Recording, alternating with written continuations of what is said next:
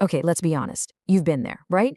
Scrolling through what feels like a million new shows, and then you just end up rewatching your favorite comfort show for like the 10th time. Well, you're definitely not alone.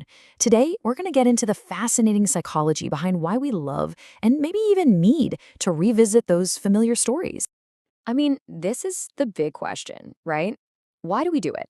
We know exactly what's going to happen. We know all the best lines. We know the big twist. We know how it ends. So, what is it about our brains that just craves that repeat experience? Well, let's find out.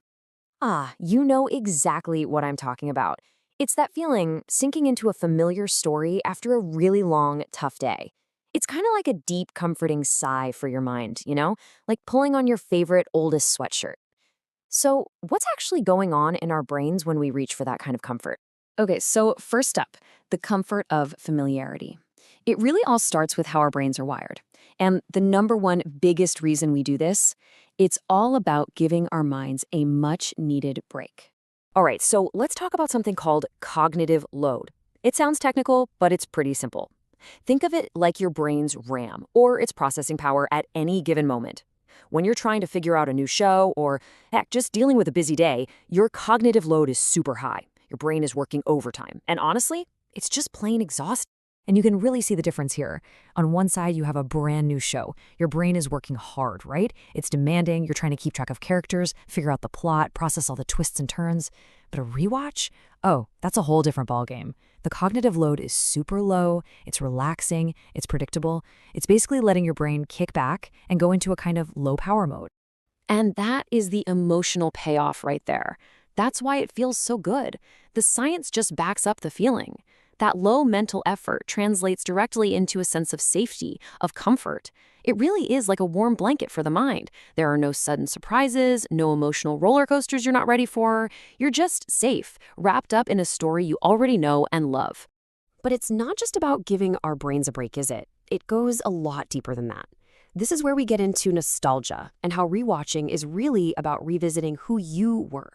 See, it's so much more than just a memory of a TV show. It's like an emotional time machine. When you press play on something you loved years ago, you're not just remembering the story. You're actually reconnecting with the person you were back then. You remember your hopes, who your friends were, that specific feeling of that time and place in your life. Think about your own life's timeline, our favorite shows and movies. They become these powerful anchors. That comedy might take you right back to late nights in your college dorm room. That epic fantasy series, maybe that's the feeling of your first apartment in a new city. Every single rewatch is like a little visit back to a past version of you. Okay, our next point is a little more counterintuitive, but it's a huge one. We're talking about taking back control. In a world that feels, well, pretty chaotic a lot of the time, rewatching a familiar story is actually an act of mastering the narrative. I mean, just think about our daily lives. It's a constant stream of unpredictability, right? Work deadlines are flying at you. There's always some breaking news. Social plans change. The future itself is just a big question mark. It can all feel pretty overwhelming. But the second you press play on that favorite show, all of that chaos and uncertainty just melts away. In this world, you are the master of the story. You're in total control. You know what's coming. You know the outcome. You're the master of this little universe. And that right there is such a powerful psychological reward, knowing with 100% certainty that it's all going to work out, that the characters you love are going to be okay, that you're heading for that happy ending. In a world that gives us zero guarantees, that kind of certainty is a huge relief. So a lot of people might think rewatching is kind of passive, right? Just zoning out. But what if I told you it's actually the opposite? Our last big point is all about finding something new, the absolute joy of a second look.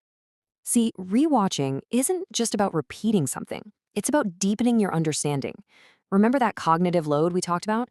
Since your brain isn't working hard just to follow the main plot, it's suddenly free to, well, to notice everything else. You start catching all these little details, the clever foreshadowing, the nuances in a performance that you totally missed the first time. It's almost like you're peeling back layers with every single rewatch. The first time you watch, it's all about what happens next. You're just trying to learn the plot. The second time, you can really focus on the characters and their motivations.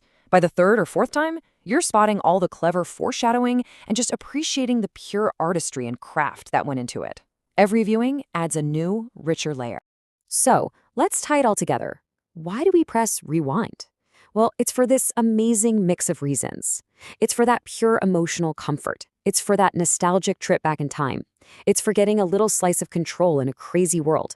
And of course, it's for the joy of discovering something new and something you already love. And that kind of leaves us with one last question. For you, think about that one show or that one movie you go back to over and over again. What is it for you? What comfort does it give you?